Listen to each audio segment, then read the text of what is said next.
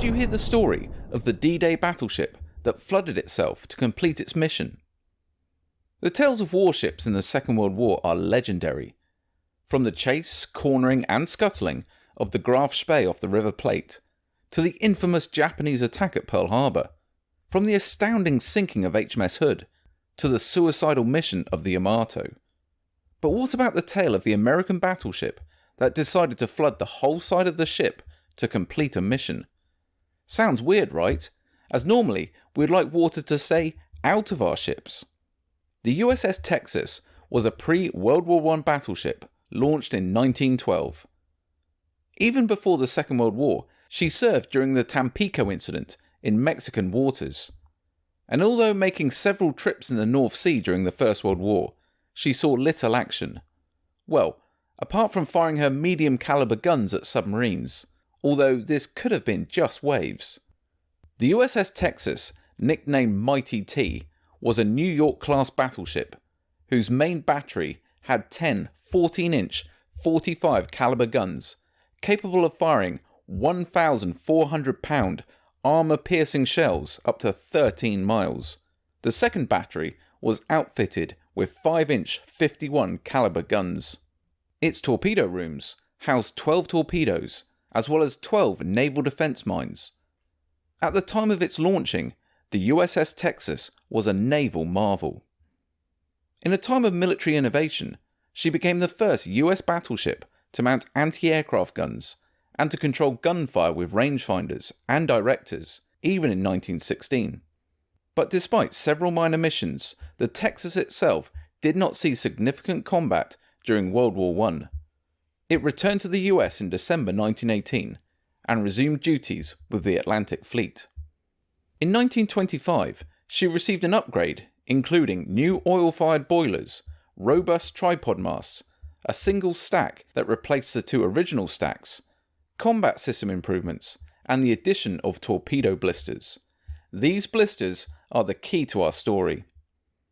After all these upgrades, the USS Texas travelled between the Atlantic and Pacific before her home port was changed to California in 1931. She acted as the fleet and division flagship during exercises for the next 6 years. Continuing her history of being moderated and experimenting with new technology, she was the ship which received the first radar developed by a commercial company for testing in 1938. But by the time of the Second World War, the Texas was aging. But to keep her a valid warship, she had radar, fire control, communication upgrades, and AA batteries installed. The Texas began her Second World War off the coast of North Africa in October 1942 as part of Operation Torch. After the initial landings, the US Army asked the ship to fire on Vichy French Army ammunition dumps with great success. But it was 2 years later when the Texas really showed her class, usefulness, and ingenuity. The Texas, with the British cruiser Glasgow, arrived in Normandy on June 6, 1944, and entered the Omaha Beach Western Fire Support Lane as part of the 702-ship American and British flotilla. It fired 255 shells in 34 minutes, the ship's longest sustained firing period in World War II. The ship then targeted further inland and continued hammering German positions for the next 2 days. The Texas returned to England in the middle of June, but soon returned to the coast of Normandy. Her next mission was to prove the most complicated and fraught with danger. Arriving in place for her next fire support mission, she was told that due to the Allied advance, her targets were out of range. The reason? Her guns could not be elevated high enough. Despite being unable to help, the Texas still received fire support missions. It was then that captain and crew had an idea never before attempted on a battleship.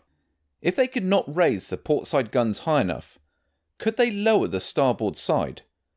But how could this be done without flooding the whole ship and endangering the whole crew? The plan was to flood the torpedo blisters on the ship's side. The torpedo blister was a large bulge of armoured plate added to the side of the ship on and below the waterline. This would detonate a torpedo early before it could do real damage to the actual side of the ship. And so the crew began flooding the ship's torpedo blister. Minutes and hours passed, but slowly and surely the Texas began dropping her side slightly deeper into the water. When the blisters were closed off, the Texas had achieved an additional 2 degrees, which was perfect to create the ideal firing angle. And it worked. The Allies advanced, partly thanks to the Texas, but once again the targets were now well and truly out of range of the guns of the Texas. But she was soon in action again with the USS Arkansas, where they engaged the Hamburg battery in the shelling of Cherbourg. The Texas was soon straddled by several shells until she was hit, where an explosion caused 11 casualties and 1 fatality. The Texas endured 65 near misses until ordered to withdraw. A shell that penetrated her deck thankfully failed to explode and is now on display in the museum on the Texas. After her heroics in European waters, she was then transferred to the Pacific, where she fired an amazing 923 rounds, assisting the landings at Iwo Jima. Sailing from one famous battle to another, she then aided the landings on Okinawa. She stayed there as an offshore artillery platform for 6 weeks, before withdrawing unscathed. In 1948 she was finally decommissioned, after earning 5 battle stars and 36 years of service. She never sank an enemy battleship, but her heroics and ingenuity off the coast of Normandy in 1944 will be remembered forever. To see a video on more wartime heroics, check out our video on the diary of a Battle of Britain Spitfire pilot right here. Thanks for watching.